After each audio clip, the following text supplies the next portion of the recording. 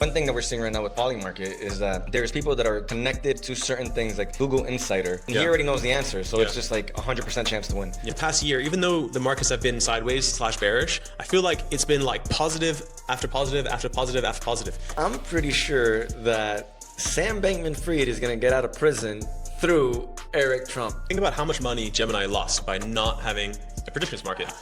Whereas Polymarket said, fuck it, we're gonna do it. And they think about all the money they made that Gemini could have made. But right now we're like at a neckline on Bitcoin. All of the FUD basically gone. All of the stars are aligned for this to be the bottom. Yep. Right. If I were Trump's child, I would probably be doing the same thing. Preview. Welcome back to another episode of whatever the fuck this is. Joining us again is Enzo. I think like pretty much every time. Hi guys. Hello again. Or episode number 3. Episode number 3. So today we're going to be talking about Polymarket, the markets, of course.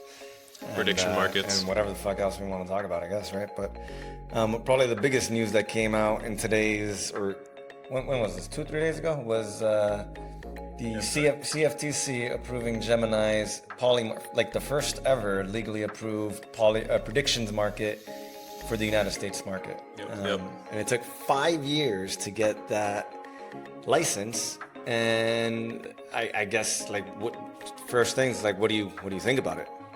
I mean, my first thought about this was like Polymarket has been around for 5 years, and so what's the guy's name? Shane something. So he got like the guy rated from the bathroom, the developer in the bathroom with the fucking hole in his door. You haven't seen the picture? No. He's like where he first started working on like developing Polymarket. There was like a hole in the door. He's like in the bathroom with like coating on like a basket. I don't know. It was like very humble beginnings, basically. Well, I mean, good for him, right? Yeah, He's made it. But what it makes me think about is like he got raided by the FBI, really? and because he was running an unregistered essentially predictions market, Why are you right? moving your Charizard so much, man? Just fucking keep to your mouth. Hey, have you guys seen this, by the way? You stupid. But so I to summarize what I was going to say is like I feel that the FBI may have been justified in raiding him. Like when I first heard that, I was thinking, oh, it's Gary Gensler. He's like anti-crypto. He hates everyone. And so he went after Polymarket, right?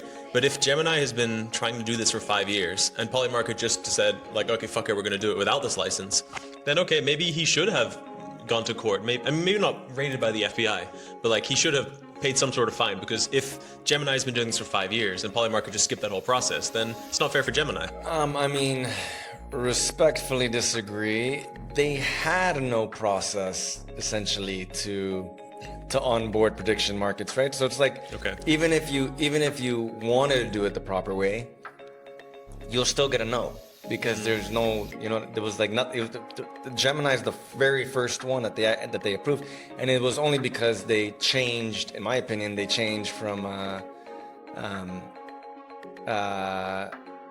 Gary Gensler, right? Is Gary Gensler still? No, he's out. Yeah, he's out. So because Gary Gensler's out, then they, there's more regulations that are looser, and it allowed for basically Gemini to get this prediction market thing. But like, why would anybody risk essentially not building or innovating just to wait for prediction, like for the legal? Well, that's my point. It's like, think about how much money Gemini lost by not having a predictions market. Whereas Polymarket said, fuck it, we're going to do it. And they think about all the money they made that Gemini could have made, but Gemini decided to go the legal route. But like, you're right, the reason why it took so long is because there was no clear legal path for accomplishing this. I mean, Gemini could, if I'm not mistaken, Gemini could have just let the rest of the world use it and not let the United States use it, right? Like blocked out US IPs and stuff like that. Which is basically what, I mean, I guess Polymarket didn't do that, but I get your point. I get what you're trying to say, but it's, I don't know. I still don't think that they should have been rated. I mean, specifically because there was no like actual way to get approved and everything until just recently. I mean, obviously it should be something between this. It shouldn't be 5 years to get a license for a predictions market, but also it shouldn't be that you do no licenses. It should be like, okay, yeah, you're right. Like now there's some sort of process. Okay, maybe I'm an exchange and it takes me 1 year to get the license, and then I have a predictions market. Like that seems like a good path. And it sounds like maybe we're there now. I mean, I know, yeah, Gemini has one. Like, pretty much everyone has one now, right? Bybit is applying for one. For predictions market? Yeah. Well, I actually listened to Ben Zhao, right? Like, Yeah. I listened to a... That nigga, yeah. Yeah, I listened to a podcast this morning. Block that. Anyways, they were discussing in this like predictions market, and I don't know if I can't remember actually if he said he was going to do it, but he made it very clear that like everyone's looking into it, everyone's thinking about doing it. But now it's only now that the kind of legal pathways are open that these people are thinking about doing this, you know. Whereas like Polymarket was kind of a front runner. They did it a long time ago without any regulations, and obviously, you know, it's the 80-20 effect where it's like they have 80% of the market because they were the first to the market. Well, then there's also Kalshi, but I don't know anything about Kalshi. Like, is there a difference between these two? I mean, Kalshi is not as open with like what you can bet on, right? It's more of like the what the United States allows you to actually bet on different things. Like what, sports or something? Yeah, like more like politics and like multiple different things. But like, but Polymarket allows people to create any. It's basically like permissionless listings. Yeah, Uniswap, but for predictions markets. Exactly. So if you understand like the DeFi aspect, then it's basically like permissionless listings. Meanwhile, Kalshi is more of like you have your specific things that you can bet on because that's like the regulatory or that's like the regulated things that you can bet on. But in terms of like Kalshi versus Polymarket, I definitely think that there needs to be regulations in this space. The predictions market is very new. It's like this like new frontier. It might be the next new bubble. Like Memecoins was the last cycle. It's been a right? while. Been around for a decent amount of time It has, now. but it hasn't gained traction like it did.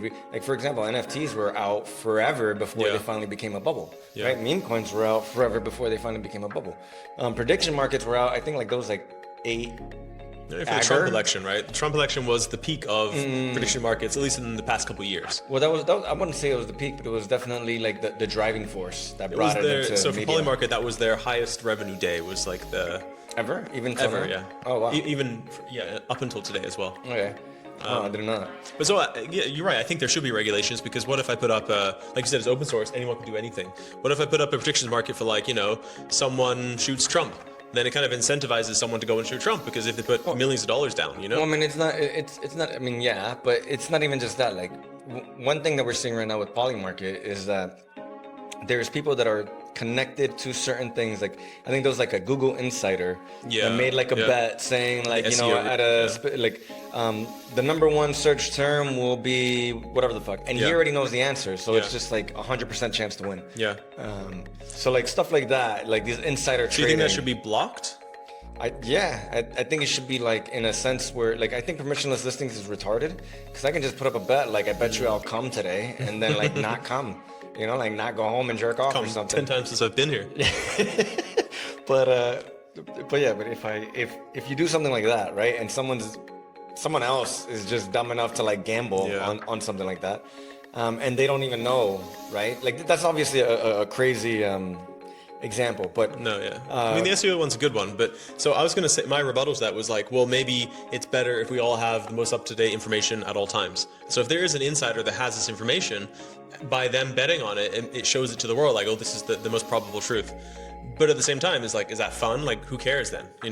What's the point of betting if it's just I'm always gonna lose or the person's always gonna win? So I don't know what the actual answer is. I think that there just needs to be like a way to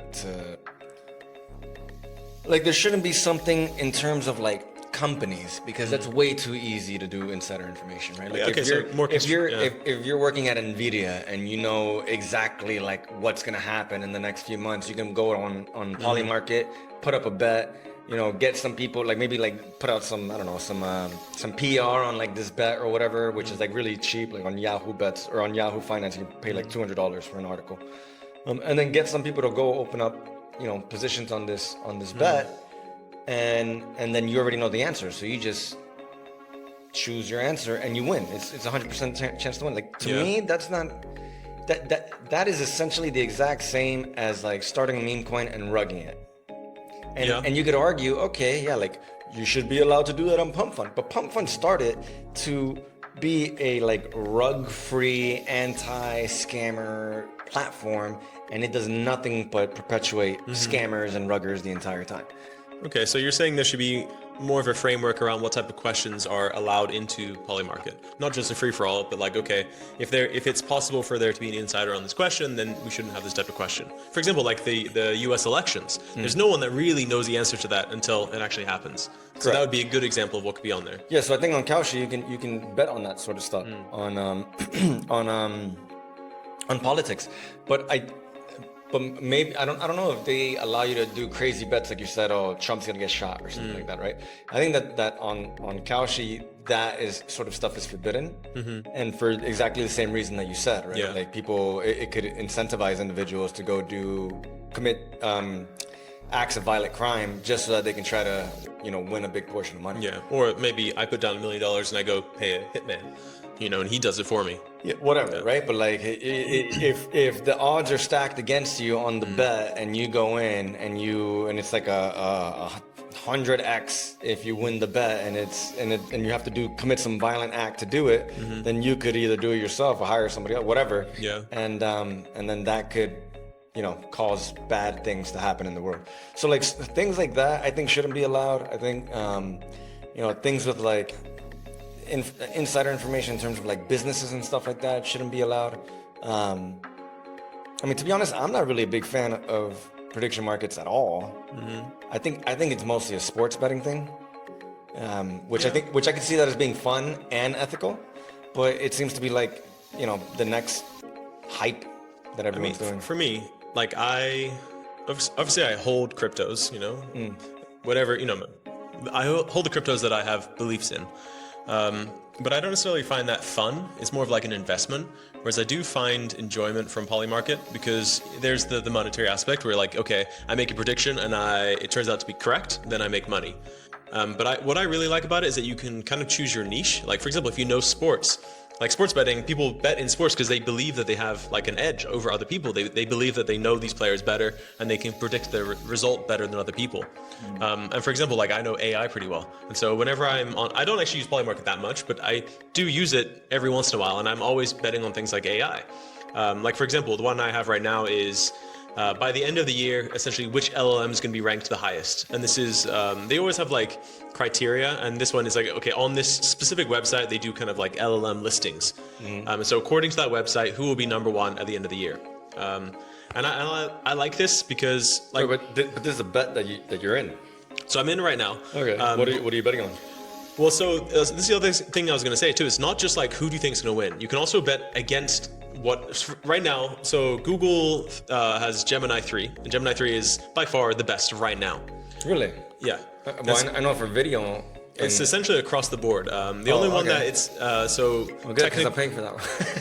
Yeah, I mean, so I use APIs a lot for my projects, and I always use Google, just because it's like Google's amazing that I can have one API and it does everything in every category pretty much the best. The one exception to this is technically OpenAI has a better coding agent.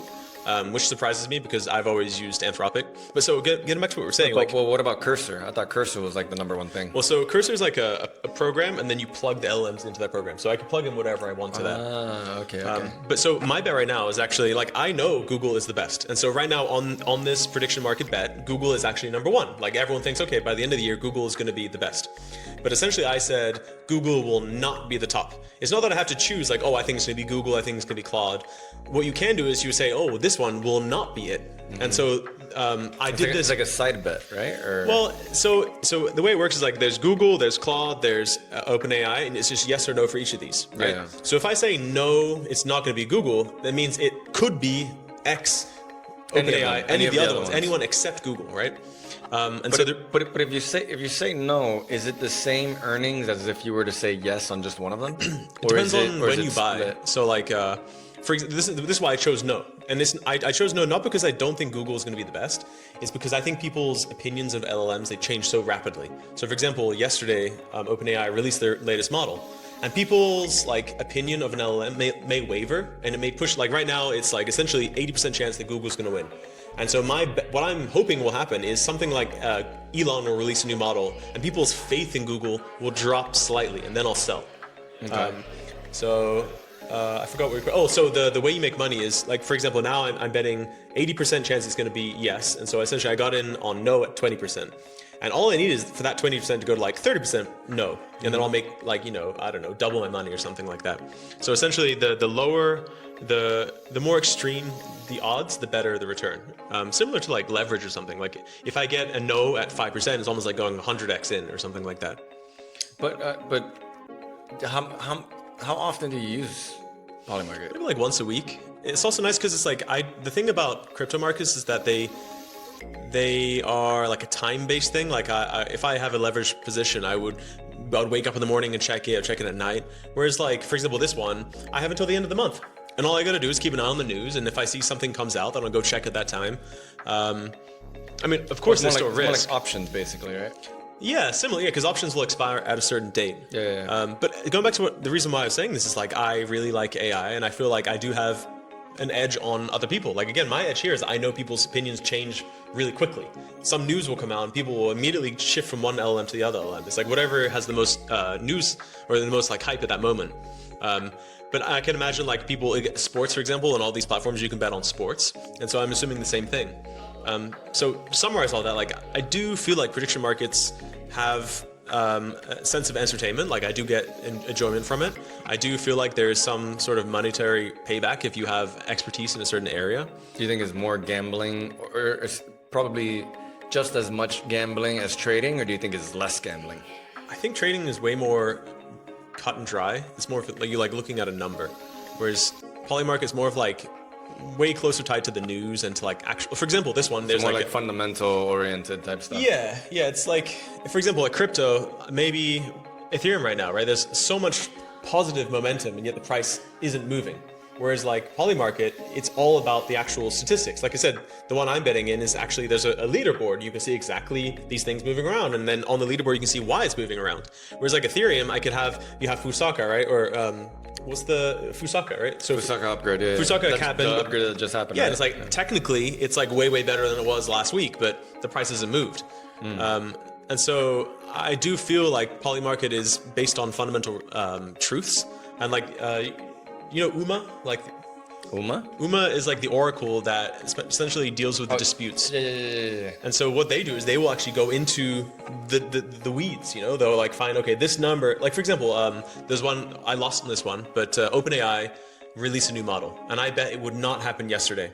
And what's really cool is like the people in the community, they were digging into like the GitHub repos, and they're trying to find like essentially if you're going to release something, you have to prepare for that, right? Mm-hmm. And so in the code, people were saying like, look, in the code right here, they've updated the name, which means they're about to do this Getting thing, ready you know? to release, etc. Yeah, and that's kind of cool. Like I like that people can dig in and do that.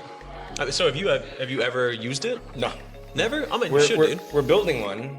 Okay. But I just don't have the time, and I already have my game that I play, right? So like, I mean, I enjoy technical analysis and following the markets and the fucking lines and the drawing and the charts and blah blah blah. So like to learn, you know, you can't teach an old dog new tricks, right? To learn fucking. It's also crypto. So for example, again, I'm terrible at trading. But it's like options trading, where it's like a lot of the crypto stuff is like, oh, will Bitcoin be like over 100K by the end of the year? Exactly. Yeah. And I don't like that, because as a trader, I know that like shit can just happen. Yeah. But if I can enter at longs and profits right now, which I am, right? I'm long right now. I think that this is the bottom of the market, which we can get into in a second. But with regular trading, if I can enter into longs right now and it goes up even just like 10% in profit, then I can set a stop at entry and just let it go. I don't give a fuck if it goes to 100K or wherever. I guess in that right? sense it's less sophisticated, right? Because there's no sort of like stop losses or, you know, take profits in Polymarket. No, you just nice, lose, or you just win or you lose, right? As long, for example, like as much as I understand, is like you can, it's wrecked or bigger. You can leave at any point. So I was about to say, like last night, OpenAI released this model, and when that happened, the faith in Google actually dipped down to like 60. So it went from 80 to 60. And that's what I'm waiting for, like that. But I was asleep. And so I wish that Polymarket had things like stop losses. Like I make, this no bet, and I say, okay, if no doubles, then I sell at that point. But right now you can't do, it's not that sophisticated in that sense, like how you actually trade these things. I'm sure you could build a bot or something. Whereas like trading, like tokens or even stocks, right? Those types of things have been around for so long. So these tools are way more sophisticated. Speaking of building bots for it, I mean, I think we were talking about, I don't know if I was talking to you about it before or somebody else, but like they like some institutions made bots where they would go and find bets that are basically guaranteed to win, and it's like 99% chance that it'll win or whatever, and then they'll bet on that and earn just like the 1%. Yep. And then it's automated, so it's like just constantly earning these small little percentages over time. That's the best strategy. So I like Polymarket, so I've been looking for like strategies. Like, what is a Polymarket strategy? And to be honest, that one seems to be the strongest strategy. Have you considered making your own bot to do that? I have, but the problem with it, it's almost like high frequency trading. Like then I would be up against these guys. So what ends up happening, and a lot of these bots, the bots will trigger 30 seconds before the end of this market. Because even if it was like 1 hour, there's still a lot of risk. Like the way this strategy works is you put a huge amount of money down for that 1%. And so if there's like some sort of movement in the last 5 minutes of that play, then you risk a lot, And so the bots that I've seen, they always try to get in at the very, very last minute. They look for all the markets, and say if there's a market that's like 99% and it's closing in 30 seconds, then they put all their money and so it actually will max out the thing to 100. They will push it to 100 right in the last couple seconds, and they'll take that profit. So I haven't thought about doing it just because I feel like I can't compete in that world. Like, what if you just put like $1,000 in and just, because right now it's still very early, right? Like that sort of bot reminds me of like DeFi summer when we had all of those front running bots. Yeah, right. Sandwich bots too. And I saw wallets that were, loaded up with like $1,000, and in fucking 2-3 weeks they were like 100K, 200K, like it was insane. So, but I think that's also, so I agree. It's something I've thought about, and I've thought deeply about it, and I've decided that like it's not something that I can't do it as well as other people. But I think that's what I'm saying. I've been looking for strategies, and I think there are other strategies. Because one thing that's interesting about Polymarket is that it's based on the fundamentals, like at this number at this time, right? But at the same time, you're also playing with people's psychology. In the same way that trading is the same thing. But for example, like this Google bet, I think Google is the best LLM, but what I'm betting is that people's faith in it will waver. Something will come out, some news will come out about Google or any of them. Well, like, so you said it was at 80 and now it came down to 60, right? For a brief amount of time, when OpenAI released their model, it went down to 60 for like 30 minutes, and then it went back to 80. Okay, but like, because people weren't sure if OpenAI was going to be good or not. But when it went up to 80, anyone there that bought in earlier, like when it first started, and it was like, I don't know, 50% or something, I'm assuming? Yes, it starts at 50-50, yeah, usually. 50-50, right? I mean, it depends on the person that makes the market, but yeah, usually 50-50. So if it started at 50 and went up to 80, then anyone could just close and take that profit, right? This is the other, so there's another strategy that's exactly that. The idea being you get in as soon as possible, and I don't know this one as well, but the same sort of thing as you just said. Like you get in as soon as possible, and you try to make that initial movement. And I was looking about this too, where it's like people have a tendency to, if there's some sort of extreme thing, like I don't know, robots will take over the world, right? Next year. People tend to want to kind of bet for the underdog.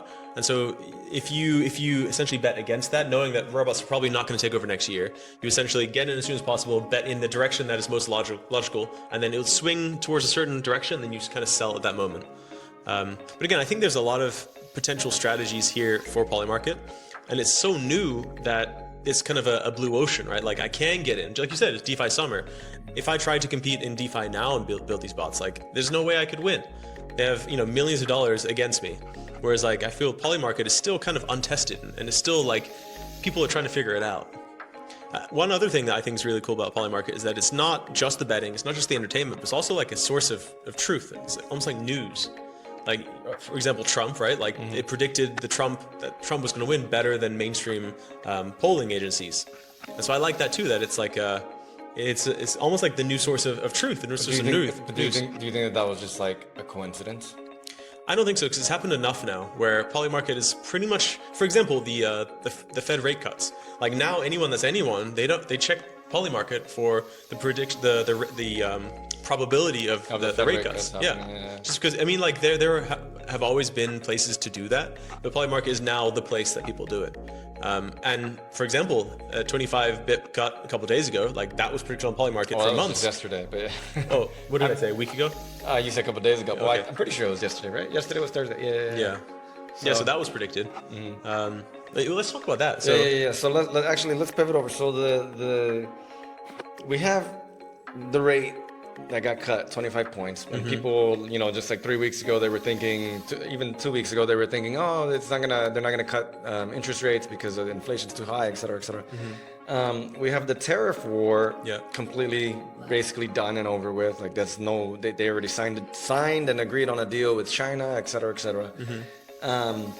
We had what else was like bearish that now is not. I mean, a lot of people were scared about the AI bubble popping. I feel like that's still a concern, but less of a concern now. I think that was a lot of hype. Why would that be less of a concern now?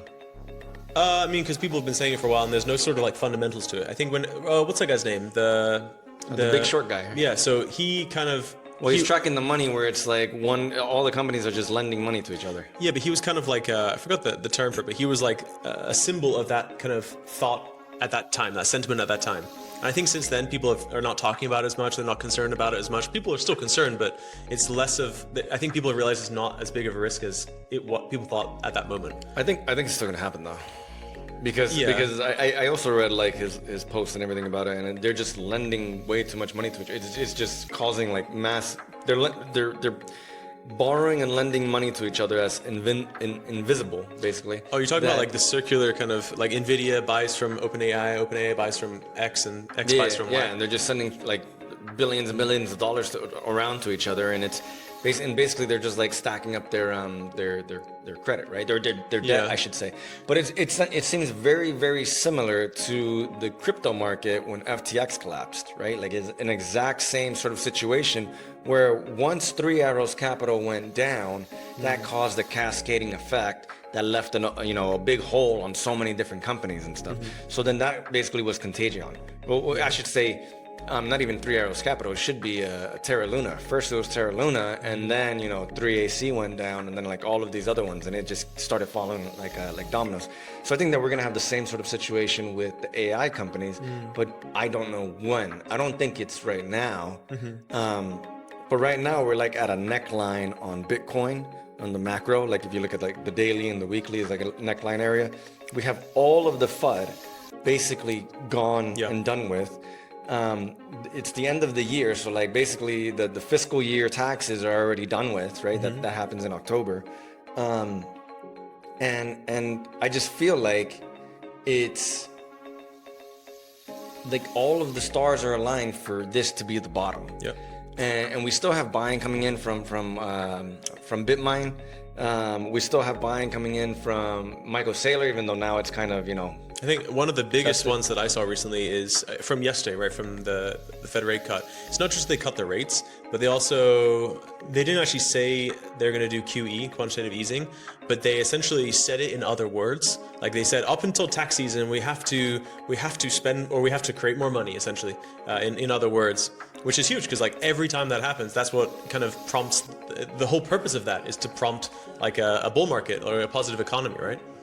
Yeah, so I'm with you, dude. I think that, I mean, at least in the next 6 months, I feel like, last week was kind of the bottom of the negative sentiment. And I think we're going to have positive sentiment from here, at least in the short term. Well, one of the things that I'm really tracking is the US dollar, DXY. So I called for it to bounce up and like on the daily, I believe, or the weekly. I think it was the weekly to like get closer to the Ichimoku. It was like forming this bottom, and I was like, okay, this looks very bearish, et cetera, et cetera. I wish I would have fucking traded bearish. Unfortunately, I didn't. But now it just formed a double top on the daily, on the 4 hour, on basically on bigger time frames, and it's broken through like the neckline, and now it just looks very bearish, right? And now we have quantitative easing, QT finished, QE is coming in. They printed a bunch of money, so I just see like like it's just another bullish factor for me that this is the bottom. Yeah. And if that is the case, then everyone that's right now scared and sitting out of the market and I mean the bear market was bad, right? Like, or not. I don't even know if we can say this a bear market. A lot of nothingness. No, but if you look at if you looked at Twitter, right? Like at these the bottom sentiment levels, was bad, yeah, the sentiment was terrible. Yeah. Super bad. Everyone's broke as shit. After October 10th, everyone got broke. But now it's like everyone is sitting by idle sideline waiting to buy back in. No one is bullish or hype yet, but I feel like once we get back up above like 100K, then the FOMO is going to trigger and we're just going to see it going up higher and higher. I agree. I mean, I kind of like you, I wish I had actually traded bearish, but I've never actually felt bearish. I've always kind of felt that we have so much. What you did? I felt bearish. I mean, we've been friends for a while, so like I've never once kind of ever been bearish and ever spoken that way. Yeah. But I should have, because like the market was pretty bearish. I would have, I lost money, right? But I feel like the past year, even though the markets have been sideways / bearish, I feel like it's been like positive after positive after positive after positive. In terms of like the regulation, in terms of the tech, like everything has gone right. Everything that we wanted to happen has happened. So, I mean, summarize what I was saying. I think we're going to be bearish. Sorry, bullish. I believe in crypto. I believe in Bitcoin and Satoshi. Stupid. So I wanted to talk to you and ask you about this Pokemon card you got going on over this here. little guy right here. I said bring like a trading card or something like that so we can use it as a filter. And you popped out this Charizard. Yeah, check that out. That you bent. What do you? Oh shit! It is bent a little bit. Yeah, you see, you fucked it up. Oh no. So what do you? Are you collecting them? Like, what do you think about this whole like craziness of like hundreds of dollars for like one stupid little card that we used to play with like back in the day? I used to love them actually. Well, bro, like even back in the day, people said like, "Oh, these cards are gonna be worth millions of dollars in the future." Who? I was like 9 years old. It's bro. like Beanie Babies, like same sort of thing. There's like these cards. I mean, obviously, I traded them. I played Beanie them. Babies never sustained value, right? It was just a tulip bubble. Yeah, in that kind of bubble, they had value, but as soon as it popped, they had no value. Yeah, but this actually sustained value in like now 1000x. I think so. Like this is what 1999, something like that. I think maybe 2005, no one gave a shit about these cards, but now it's like 20 years later. Now they're like hot shit. Maybe we should start buying up Beanie Babies. Yeah, they could make a comeback. Yeah, right. Like go fucking corner the market and then just like pay for a bunch of marketing and shit everywhere. That's actually a pretty good idea.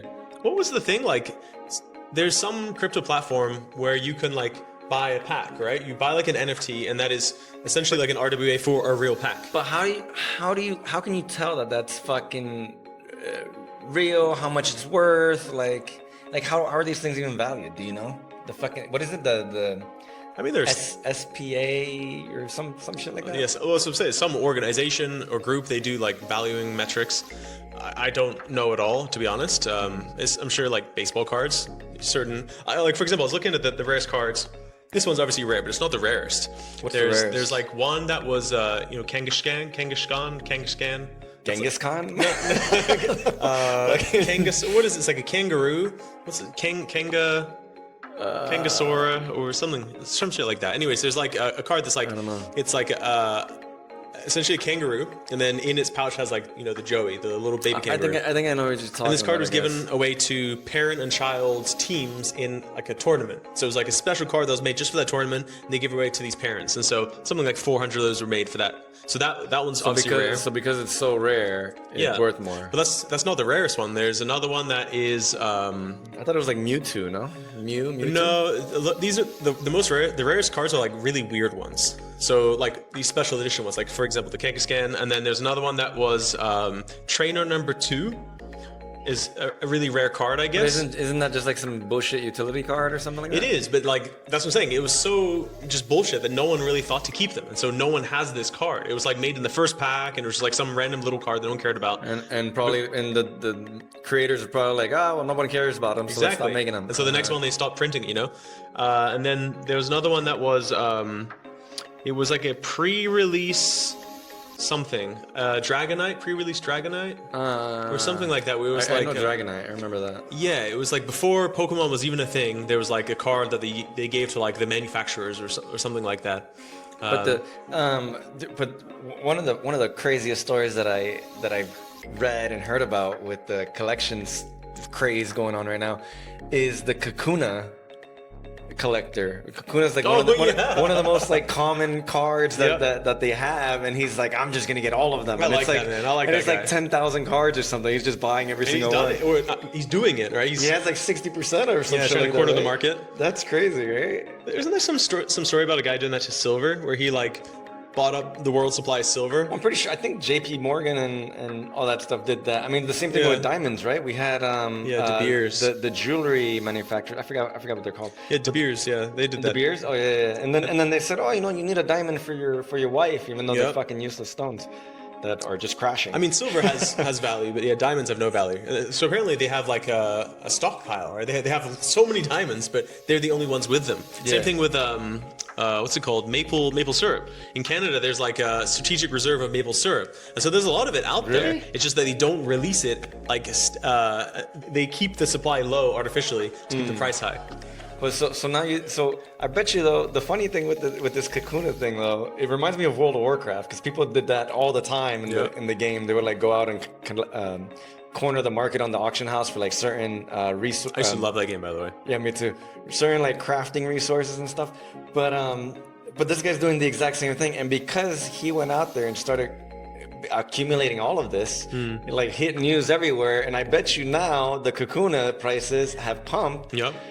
And he has a huge portion of it, so he could sell like now all of his stash. Well, maybe what he should do is just like burn them all except from like one or something. Nah. Because then it's like that value. It's like burning a meme coin or something. Well, I think that if he collected all of them and then burned them, then yes, that would be very valuable. But and especially just the story behind it. But even just what he did right now, he essentially just pumped a shitcoin because he just bought up a bunch of the token supply. Yep. That made news. The news is what makes everything popular, right? It's the same thing with like Leonardo DiCaprio, Mona Lisa, right? Like nobody cared about the Mona Lisa up until it got stolen. It got stolen, right? Yeah. And then afterwards, it became like this huge thing, like, oh my God, look, he did this and blah, blah. But really, it was just like a very common painting that I don't even think that he was proud of. Justin's son bought like a banana, right? It was like a banana taped to a wall. But that was always famous. But then he ate it, right? No, that's also the whenever you buy because the bananas, obviously, I don't think it's really just there forever, because how's it gonna stay yellow and I mean, he ate a banana, so maybe it was like a fake banana. But it's not. No. It's not the first time that it was purchased, and every time somebody purchases it, they eat the banana. Oh, okay. So it's like a. Oh, that's way less cool than I thought it was. Yeah. To be honest, Justin's son, like, I respect what he's done, but like, I feel like he tries too hard, man. Like he in every like photo shoot I've seen him in, he's like wants to be the center of attention, and I don't know. So I say it's because like the eating the banana thing, I thought like, oh, that's pretty badass. But the fact that everyone does it, like, I lost all my respect for him. The amount of respect I had was like, he went to space too. I think it's supposed to be like this. He went to space? Well, the Blue Origin thing, right? Yeah. I feel like, well, I don't know. I mean, I don't really know that much about him. Other than he's done more than I have, so respect to him. Other than he like, I know that he, or at least I've heard that he like launders money for like super wealthy, royalty. That wouldn't surprise me. Blah blah blah.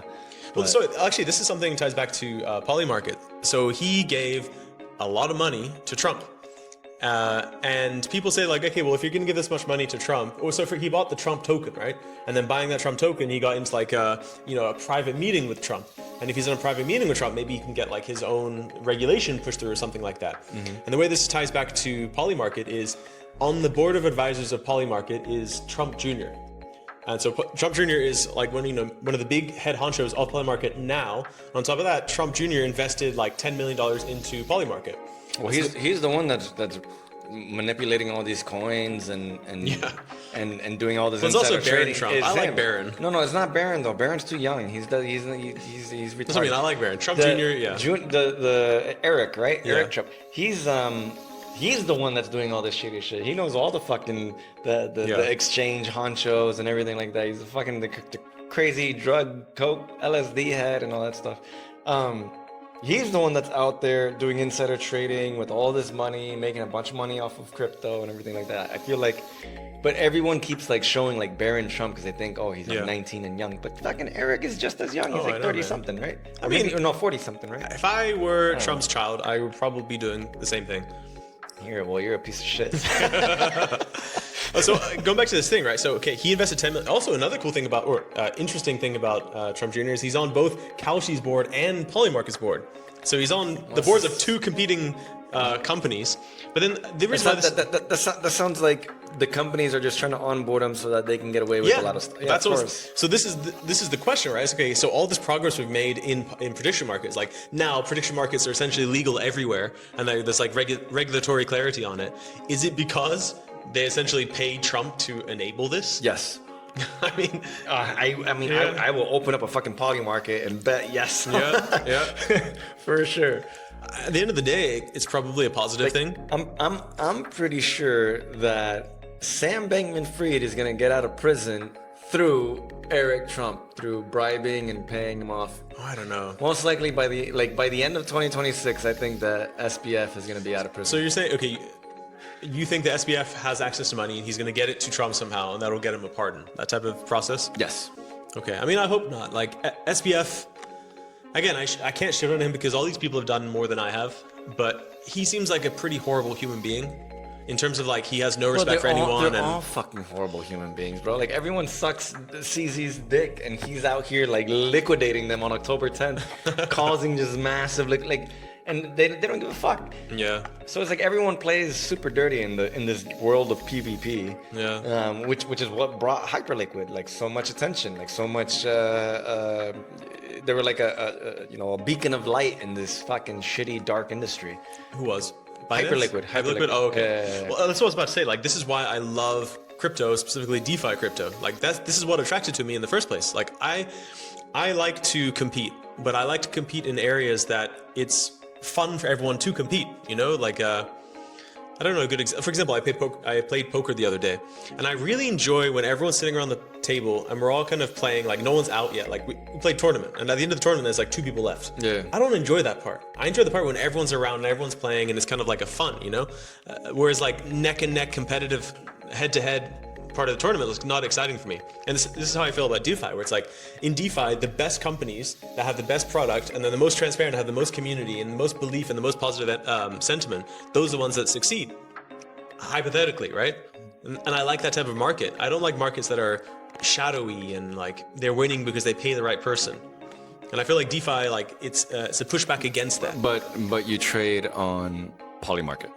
Well, again, Polymarket is I trade on Polymarket, not Kalshi. And you don't trade on Kalshi because Kalshi is way more centralized. So Kalshi has integration into Robinhood, and like you said, it's like a lot of the things they do is it's not as true DeFi. Whereas like I like the fact that Polymarket has been open and it's been, you know, for example, they use UMA, whatever it is, which is also an open source Oracle system. Yeah, but you're saying conflicting things. So like you like the DeFi decentralized aspect, but then at the same time you want rules on the decentralization. If that. But there should be rule.